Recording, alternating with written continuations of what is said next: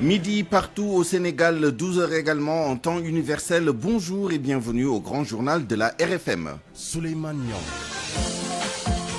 Au sommaire, l'inhumation aujourd'hui du jeune de Bignona décédé hier des suites de blessures subies lors des manifestations.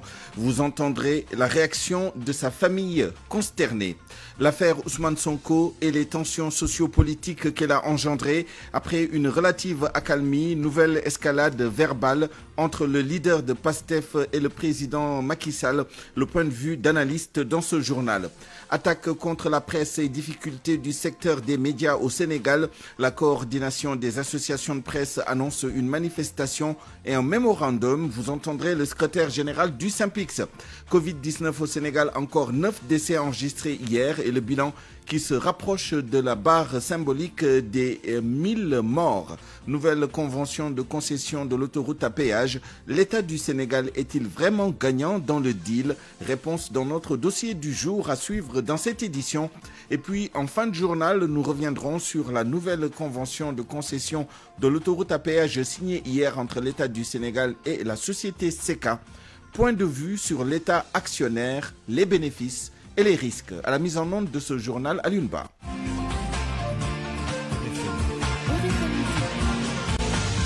Souleymane Niang. Le jeune manifestant de Bignona décédé hier à l'hôpital de Ziguinchor sera inhumé cet après-midi. Chérif Mané était âgé de 17 ans. Sa famille, sous le choc, considère la mort de cet adolescent comme une grosse perte.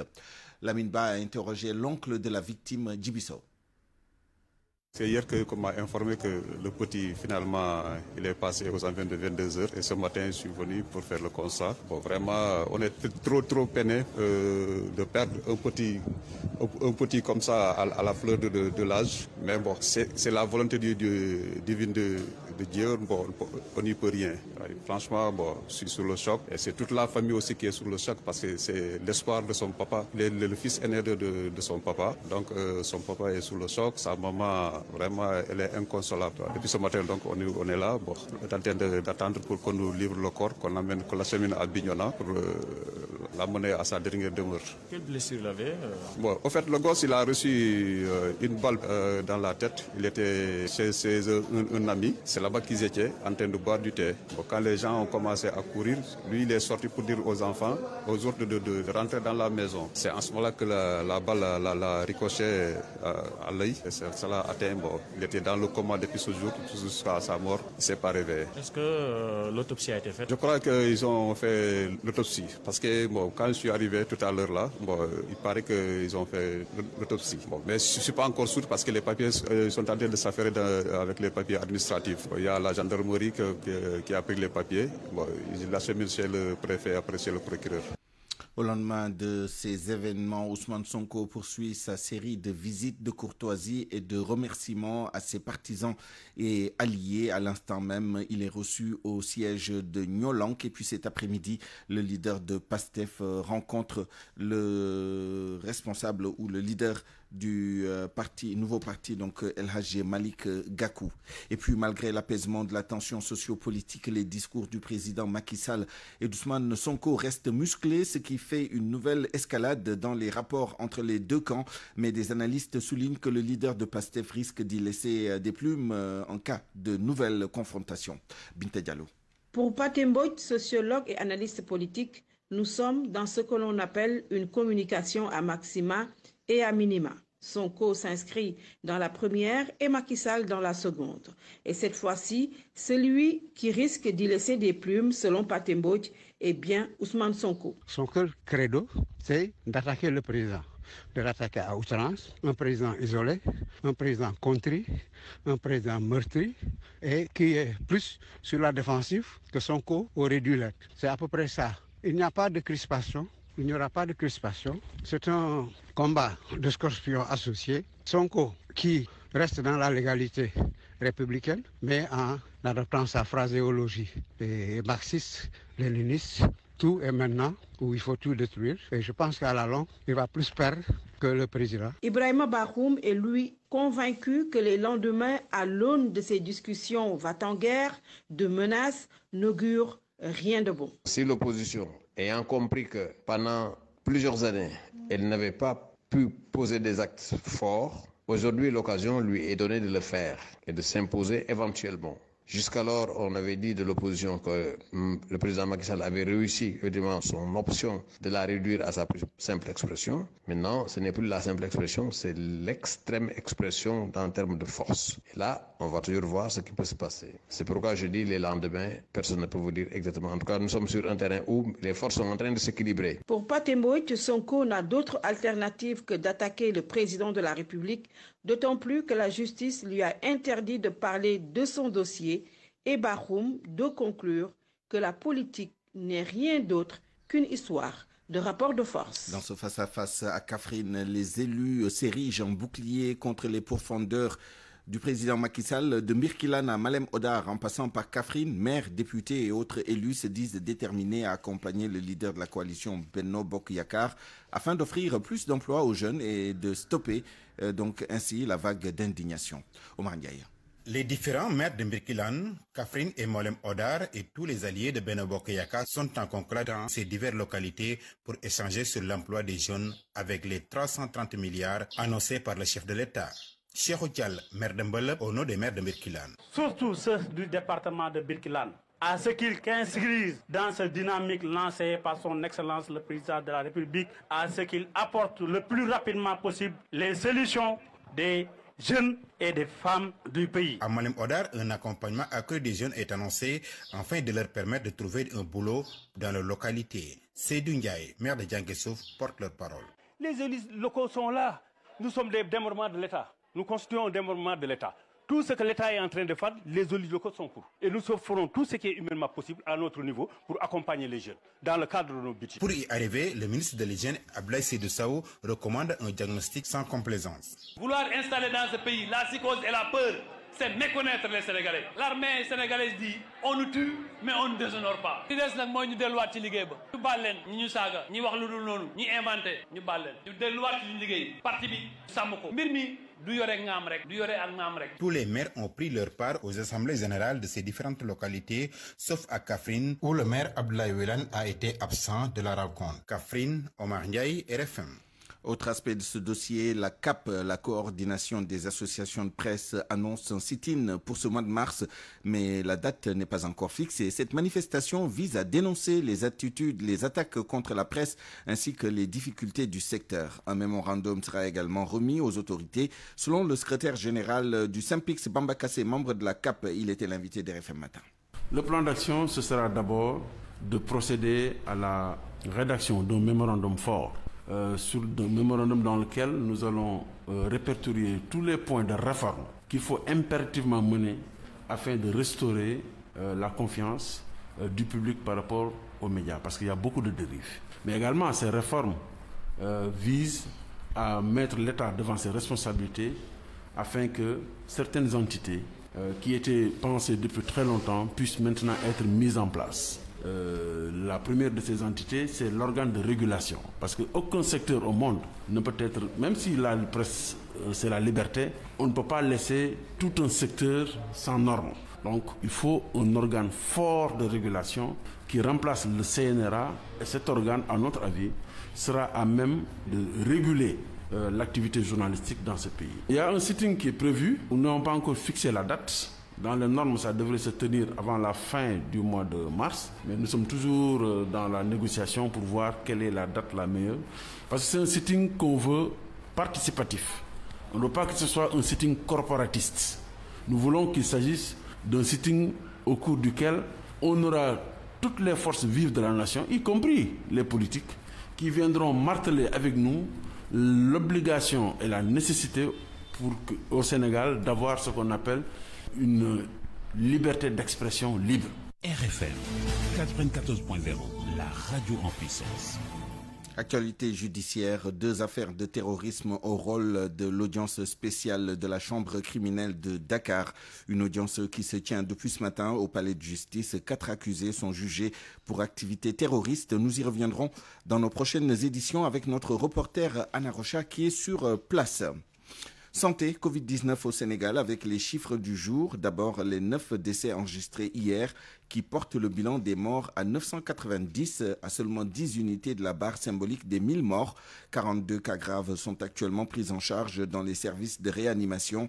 283 patients ont été testés négatifs et déclarés guéris. Quant aux nouvelles contaminations, 192 ont été relevés sur 1892 tests réalisés. À Louga, la barre des 1000 cas de coronavirus a été franchie avec 77 décès enregistrés. La région a reçu plus de 22 000 doses de vaccins anti-Covid-19 en vue de la seconde phase de vaccination. Abraham Polpouya.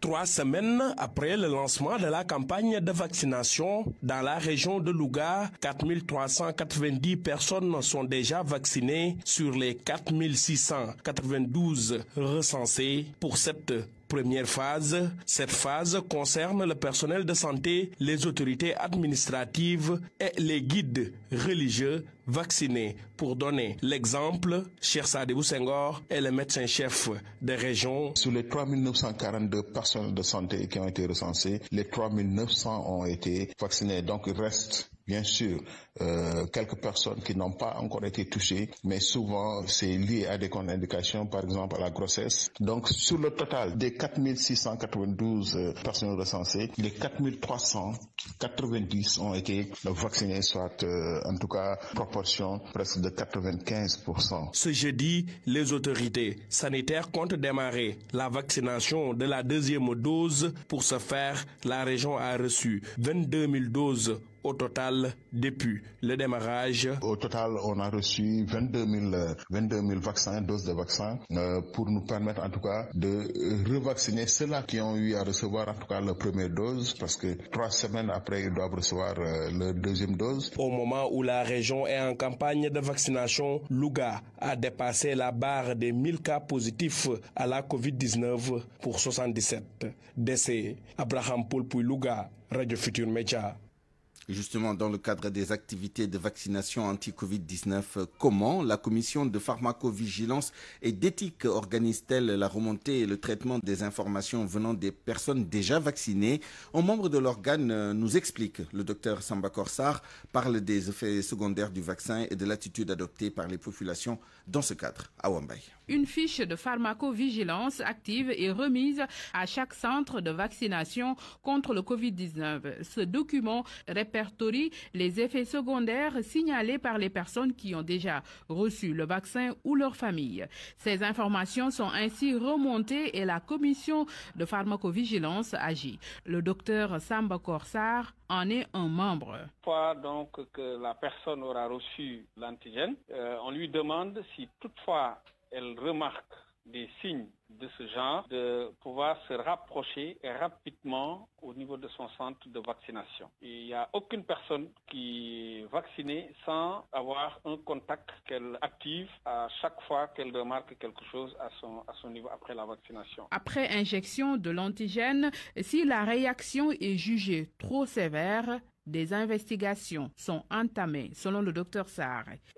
Une fois que l'événement est enregistré, les investigations vont être mises en œuvre pour essayer de voir est-ce qu'il y a une imputabilité ou non. Et là, nous avons des scientifiques qui se chargent de faire ces investigations pour pouvoir détecter l'imputabilité. Et voici les effets secondaires des vaccins anti-Covid-19 les plus signalés au Sénégal. Nous avons reçu plusieurs feedbacks, mais qui sont essentiellement des céphalées, des éléments tout à fait mineurs qui étaient déjà prévisibles. Mais jusqu'ici, on n'a pas identifié un événement d'un niveau de gravité extrême. Docteur, on parle d'une crise d'AVC chez une personne qui a déjà reçu une dose. Oui, mais pour nous, ce n'est pas systématiquement un événement qui intervient qu'on considère comme imputable à la vaccination. Après avoir reçu le vaccin, il est fortement conseillé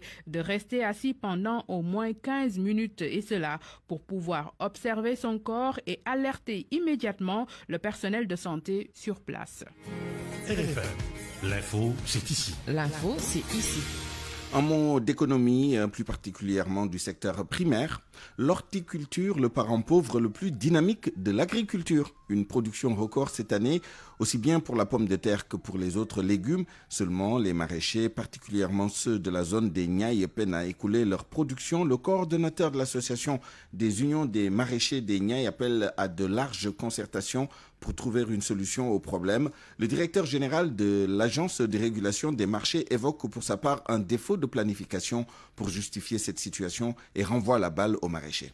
Barthélémy Gom. Pommes de terre, carottes, choux, patates douces, oignons, le Sénégal en dispose d'une quantité suffisante. Production record cette année dans la zone des Niayes. Seulement le problème qui se pose est lié à l'écoulement et aux magasins de stockage ou encore des chambres froides. Les maraîchers disent en avoir besoin, surtout que cette année, l'offre est largement supérieure à la demande. Mamadou Ndiaye, le coordonnateur de l'association des unions des maraîchers des Niayes. Le problème qui se pose au moment actuel, c'est que c'est la venue massive de la pomme de terre dans les marchés. Et donc cette venue massive maintenant de la pomme de terre dans les marchés peut faire craindre aux producteurs une baisse des prix. Si toutefois aujourd'hui la demande est inférieure à l'offre d'arrivée dans les différents marchés, que sont le marché de Kayar, de Noto Guijama, de Mboro, de Fasboy, de Djogo, essentiellement. Donc nous remarquons quand même que les prix sont en train de fléchir vers le bas. Il n'y a pas une adéquation entre ce que nous produisons et ce que nous consommons. Il va falloir donc, s'il y a un surplus, il va falloir le mettre quelque part. Et aujourd'hui, les infrastructures de stockage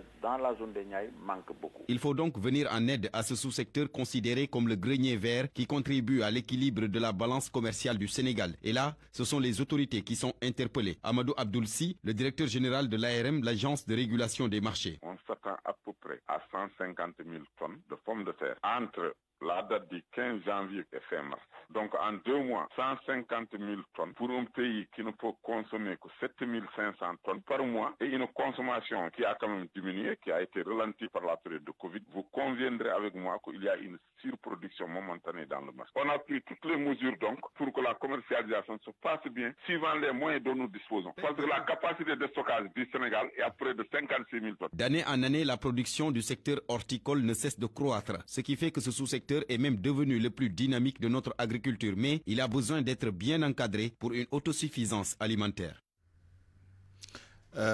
Allons maintenant à Bicol, dans la commune de Diarère, région de Fatick. Le maraîchage y est devenu l'activité principale des femmes. Ces dernières veulent tout de même accéder davantage aux terres pour développer convenablement cette activité agricole rentable pour elles. Elles ont reçu comme appui 13 motopompes de la part du secrétaire d'État Moïse Sarr. Aminata Goudjabi. Des périmètres aménagés dans le village de Bicol pour le maraîchage. De nombreuses femmes y travaillent et gagnent bien leur vie avec les récoltes. Fatungom, cultivatrice à Bicol. Nous, les femmes de Bicol, nous travaillons dans ces jardins. Et c'est une activité qui nous permet de subvenir à nos besoins et à ceux de nos enfants. Sauf que Fatou et les autres femmes maraîchères veulent beaucoup plus d'espace pour élargir leurs activités agricoles. Nous voulons beaucoup plus d'espace. Vous voyez, les terres qu'on nous a octroyées sont insuffisantes et il y a beaucoup d'autres femmes du village qui veulent venir ici travailler. Et nous voulons vraiment que la mairie nous aide. Le secrétaire d'État Moïse Sarr est par ailleurs conseiller municipal à Diarère, dont dépend le village de Bicol, a rendu visite à ces femmes. Il a promis de faire le plaidoyer pour qu'elles accèdent davantage aux terres cultivables. Un plaidoyer que nous allons porter à la mairie de Diarère. Ces femmes, elles sont braves, elles sont courageuses, elles produisent. Donc nous devons porter effectivement cette doléance pour voir comment on peut élargir ces périmètres maraîchers. Mais avant, il a mis à la disposition de ces maraîchères de Bicol 13 motopompes qui vont leur faciliter l'arrosage. Qui parle de jardin parle également de l'eau parce qu'il faut arroser. Dans ce jardin, il y a effectivement 2 ou 3 pluies. Mais on a constaté aussi qu'elles se réveillent tôt le matin, à 5 heures, 4 heures, voire 6 heures au plus tard. Elles viennent arroser, elles peuvent passer toute la matinée pour arroser ces périmètres. Quand j'ai vu tout cela, je me suis dit, je dois venir en appoint, en soutien à ces femmes pour alléger ce travail. Des mini-forages vont être bientôt installés dans ces champs de légumes pour l'allègement des corvées de ces femmes de Bicol. Une promesse de Moïse Sarr, secrétaire d'État chargé des Sénégalais de l'extérieur. Aminata Goudjabi, Fatick RFM. Et puis, vous le savez, le Sénégal est désormais dans le capital de SECA, la société concessionnaire de l'autoroute à péage Dakar-AIBD. 25% des parts du capital. Beaucoup exultent, mais faut-il pour autant se réjouir outre mesure? Notre pays ne peut-il pas être coiffé au poteau avec des clauses juridico-fiscales qui peuvent être incluses dans le contrat? Mohamed Ali Mouba nous explique. En entrant dans le capital de SECA, la société concessionnaire de Eiffage, l'État du Sénégal marque à n'en point douter un grand coup. L'économiste Maïssa Babou est formel. Je crois que le Sénégal est en train de se positionner dans l'espace du management de la société garante, avec quand même un excellent taux qui peut lui donner ce qu'on appelle le quart bloquant. En principe, c'est-à-dire que donc vous avez le droit de participer au conseil d'administration et que vous avez aussi la possibilité de bloquer les décisions de ce conseil et vous participerez peut-être même au choix stratégique. Une avancée significative, mais avec beaucoup d'interrogations. L'État, en prenant 25% du capital de la société concessionnaire de l'autoroute à péage, a-t-il ce qu'on appelle la minorité de blocage? En clair, peut-il peser sur les décisions au cours des conseils d'administration? Le droit de vote, la politique de dividendes de la maison. Tout se joue à ce niveau puisque si ce n'est pas spécifié dans le contrat, rien ne garantit que l'État va toucher à la fin de l'année des dividendes, comme c'est le cas à Sonatel où le Sénégal perçoit annuellement ses parts. La politique de dividendes détermine la part des bénéfices reversés chaque année aux actionnaires. Tout dépend donc de ce qui va se décider en conseil d'administration. L'actionnaire majoritaire a la possibilité de dicter sa loi, refuser de distribuer des dividendes et par exemple constituer les bénéfices en réserve. Dans ce cas, l'État, même avec ses 25%, serait perdant. Ensuite, l'autre risque, c'est la manipulation des comptes de résultats, en diminuant artificiellement les bénéfices. Mais là, le risque est moindre. Les comptes de la société concessionnaire doivent être certifiés par un cabinet d'expertise internationale. Et l'État a la possibilité de surveiller grâce à l'administration des impôts et domaines qui peut redresser les comptes de la société, le cas échéant. RFM. L'actualité internationale. Avec vous, Georges Détidiop, bonjour. Bonjour, Souleymane. Côte d'Ivoire, journée d'hommage à Ahmed Bakayoko ce mercredi. La journée se déroule en 3 temps. L'hommage de la République, l'hommage politique de son parti et celui que les artistes vont lui rendre. Gobia Yabi. Cérémonie d'hommage national au Premier ministre Ahmed Bakayoko ce mercredi 17 mars. Une journée qui débute par l'hommage de la République au défunt chef du gouvernement au palais présidentiel d'Abidjan Plateau, en présence du chef de l'État Alassane Ouattara, de tous les ministres, des représentants d'institutions, des guides religieux et chefs traditionnels. Présence remarquée de plusieurs chefs d'État africains, dont le Burkinabé Roch Marc Christian Kaboré, le Ghanéen Nana Akufo-Addo, le Guinéen Alpha Condé et Umaro Sissoko de la Guinée-Bissau. Ensuite viendra cet après-midi l'hommage politique de son parti, le Rassemblement des Oufétistes pour la démocratie et la paix RHDP, au stade d'Adebimpe à Anyama dans le nord d'Abidjan. Ahmed Bakayoko fut militant de première heure du parti et un homme de consensus. Il a conduit le dialogue politique national entre l'opposition et le gouvernement. Dialogue qui a d'ailleurs permis la tenue des élections législatives apaisées avec la participation de la majorité des acteurs politiques de l'opposition. Enfin, en début de soirée, la veillée artistique a prévu de 19h à l'aube, toujours au stade d'Adebimpe. Elle verra la participation d'une centaine d'artistes ivoiriens et étrangers. Sont attendus Koffi Olomide, Maître Gims du Congo, Magic System et Alpha Blondy de la Côte d'Ivoire, Sidiki Diakité du Mali pour ne citer que cela. Au-delà de l'homme politique, Ahmed Bakayoko était le parrain, le soutien et l'ami des artistes. Une sorte de mécène, ce qui lui valut le surnom de Golden Boy. Ici à Abidjan, Gobia Yabi, RFM. Au Niger, des dizaines de personnes ont été tuées près de la frontière malienne. Au moins 58 morts dans des attaques terroristes présumées. Une première attaque a eu lieu lundi et a visé un véhicule transportant des passagers sur l'axe Banibangu-Chinegodar dans la région de Tillabéri. Et il y a eu une vingtaine de morts. D'autres attaques ciblant des villages ont été perpétrées dans la soirée, faisant une trentaine de personnes tuées. Le gouvernement a décrété 3 jours de deuil national à partir d'aujourd'hui. Un conseil national de sécurité extraordinaire est convoqué ce matin. En République démocratique du Congo, Kinshasa, frappé par des inondations après de fortes pluies qui s'y sont abattues toute la matinée d'hier. Ces intempéries ont fait 4 morts. Une mission de l'Union africaine en visite en Centrafrique. Elle est conduite par l'ancien premier ministre du Mali, Modibo Sidibé. La mission veut assurer une médiation entre le gouvernement centrafricain et les groupes armés qui menacent de renverser le pouvoir. Le président tunisien, en visite d'État en Libye, Kaïs Saïd a été accueilli à l'aéroport de Tripoli ce matin par le président du conseil présidentiel Mohamed Al-Mansi. Le programme officiel prévoit des entretiens entre les deux hommes ainsi qu'avec le premier ministre intérimaire Abdelhamid Beida qui a pris fonction lundi. La dernière visite d'un chef d'État tunisien en Libye remonte à 2012, un an après la chute du régime de Kadhafi. L'affaire Big Malion en France, Nicolas Sarkozy au tribunal ce mercredi. Le procès pour les dépenses excessives de sa campagne présidentielle de 2012 devrait démarrer aujourd'hui, mais il pourrait être interrompu. L'avocat de Jérôme Lavrieux, l'ex-directeur adjoint de campagne de Sarkozy, est atteint du Covid-19. L'ouverture du procès est prévue à 12h30 GMT, 13h30 heure de Paris. Et pour terminer, Souleymane, cette fusillade aux États-Unis, 8 personnes, parmi lesquelles 6 d'origine asiatique, ont été tuées par balle dans 3 salons de massage de la région d'Atlanta, c'est dans l'état de Géorgie. La police a annoncé l'arrestation d'un suspect âgé de 21 ans. Merci Georges Détié Diop. Vous écoutez le grand journal de RFM et il est 12h26. Parole aux auditeurs. L'actualité, qu'en pensez-vous? Moi, je pense que vous devez. Réagissez dans nos éditions d'information sur l'actualité. Bonjour. Du lundi au vendredi, vous avez la parole sur RFM. Point de vue, dans une dizaine de minutes, nous parlerons des bénéfices et risques d'un État actionnaire, prétexte la nouvelle convention de concession de l'autoroute à péage signée hier entre l'État du Sénégal et la société SECA. RFM Sport.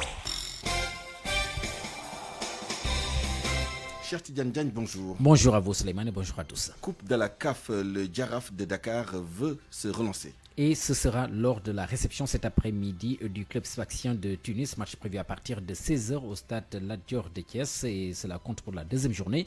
Les Médinois qui veulent se relancer après avoir perdu lors de la première journée. Nous allons écouter Momar Tchoun, notre consultant, qui parle de la stratégie que doit adopter le Jaraaf de Dakar. On l'écoute. Le Jaraaf est capable de produire du bon spectacle. Surtout encore que le match passé, le Jaraaf l'a perdu à l'extérieur. Il va falloir se rattraper. Rien ne compte que la victoire pour pouvoir se relancer dans la phase de poule en deuxième journée au niveau de cette compétition de la CAF. Donc un match plaisant, certes, qui va amener le Jaraaf donc à être très concentré, à garder le ballon, à faire le football qu'on lui connaît, mais surtout à être conquérant parce que tout simplement les Maghrébins nous ont habitués à un match fait de plaisanterie trop souvent, mais également de perte de temps une fois qu'ils mettent au score. Donc il va falloir essayer de gagner sans prendre de but, c'est important. Au goal différence particulier, ce sera important. Mais je pense que le club Sfaxien est un club que je connais bien, mais il faudrait dire tout simplement que le Jaraaf a la possibilité de rester concentré. Et surtout que sur le problème des choix. Les derniers matchs du Jaraaf à Thiès nous avaient permis de voir que le capitaine d'équipe, qui était un joueur excentré, était quelqu'un qui a énormément de qualité, très puissant, mais qui peut également, dans la phase de finition, emmerder toutes les défenses. Ce sera très difficile, certes, mais le Jaraaf étant ce que nous connaissons, je pense que ce Jaraaf-là est capable d'être conquérant tout en restant concentré. Jaraaf, club Sfaxien de Tunis, c'est à partir de 16h au stade Lat Dior de Thiès, un match à suivre en direct sur la radio Futur Média. En Ligue des Champions, Teungueth FC a lui perdu toute chance de se qualifier pour le prochain tour. Hier à Alger, les Rufisquois ont concédé la défaite de trop 1-0 contre le Mouloudia. Voici les avis des supporters Rufisquois rencontrés ce matin par notre reporter Abdou Diouf Diagne. Bon, c'est dommage que l'aventure se termine ainsi, en si bon chemin, mais il faut tirer les conséquences et tirer aussi de bons enseignements. D'abord, l'équipe s'est améliorée sur le plan du jeu. Toutes les équipes avec qui on a joué ne nous ont pas dominés au plan du jeu. C'est l'expérience qui a parlé.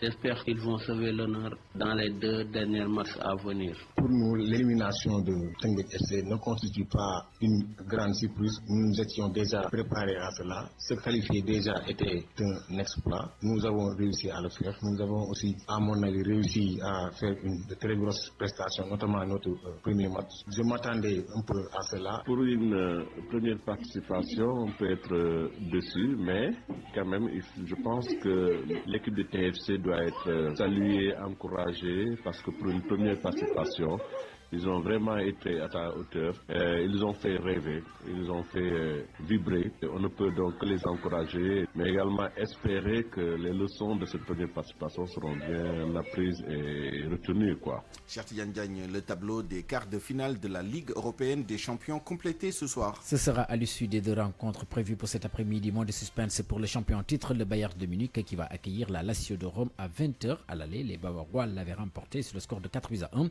Par contre, c'est beaucoup plus serré pour Chelsea d'Edouard Mendy qui croise à domicile l'Atlético Madrid. Léger avantage cependant pour les Blues, vainqueurs à l'aller à Madrid 1-0.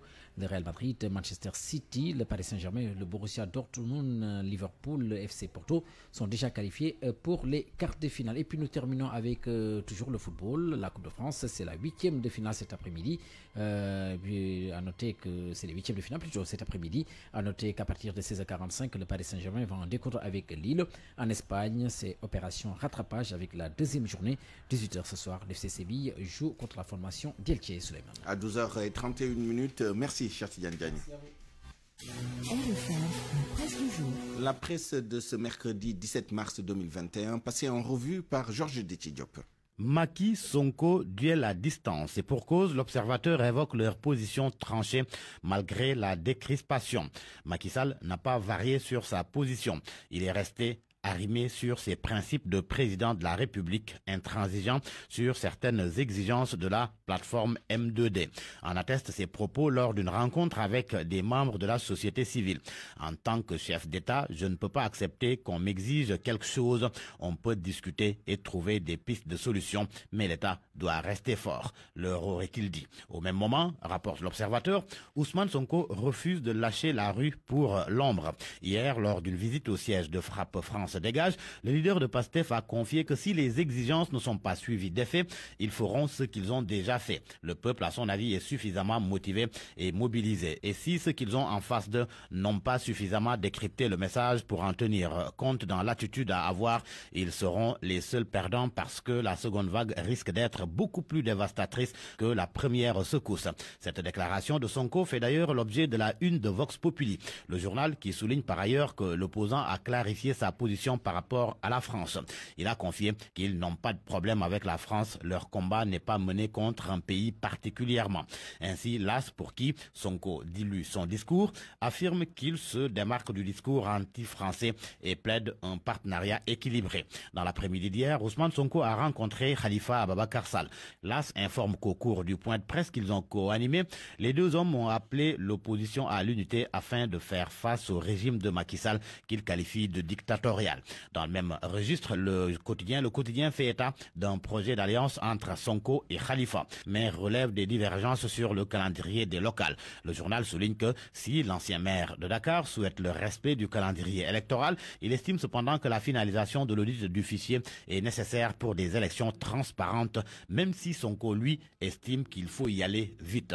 En tous les cas, à la lumière de la multiplication des rencontres initiées par Sonko et ses sorties à l'intérieur du pays, Tribune affirme que l'opposition retrouve ses forces face à Macky. Pour Sud Quotidien, l'on s'achemine vers un bloc de l'opposition. L'immunité parlementaire d'Ousmane Sonko et le recours des députés de l'opposition devant le Conseil constitutionnel. Enquête affirme que la haute juridiction va se déclarer incompétente. Des sources du journal confient que le Conseil constitutionnel va déclarer que le vote d'une résolution par l'Assemblée nationale n'est pas susceptible de recours. La gestion de l'autoroute à péage Dakar-Diamniadio à IBD. Le Soleil, Les Échos et Source A mettent en évidence la renégociation du contrat de concession et l'État du Sénégal qui obtient désormais 25% du capital. Le protocole d'accord consacre aussi le paiement d'une redevance foncière annuelle d'au minimum 800 millions de francs CFA au lieu de 1000 francs CFA dans le contrat initial. Les Échos ajoutent que la société Senac SA est remplacée par la SECA et une clause de partage des fruits à effet immédiat introduite. Résultat, Source A parle d'une belle renégociation. Retour dans les Échos. Le journal fait savoir que l'État met fin à la gabegie des fonctionnaires dans la gestion des véhicules administratifs. Depuis le 1er mars, certains fonctionnaires touchent des indemnités forfaitaires destinées à l'acquisition et à la gestion de leurs voitures de fonction. Et les montants varient entre 700 000 francs CFA net d'impôts pour les mieux lotis et 150 000 francs CFA par mois pour les moins cotés. La mesure prise par le chef de l'État en janvier est entrée en vigueur. Retour sur l'arrestation de l'activiste Ousmane Tounkara aux États-Unis. L'observateur révèle que c'est suite à un signalement de l'État du Sénégal. Aussi, indique Source A, les autorités le soupçonnent de faire partie des personnes qui ont financé les émeutes notées ces derniers temps au Sénégal. Source A qui rappelle qu'en 2015, Ousmane Tounkara et 6 autres individus ont été interpellés par la justice américaine pour 249 voitures de luxe volées dont le coût total a été estimé à 16 millions de dollars. À vos kiosques et bonne lecture.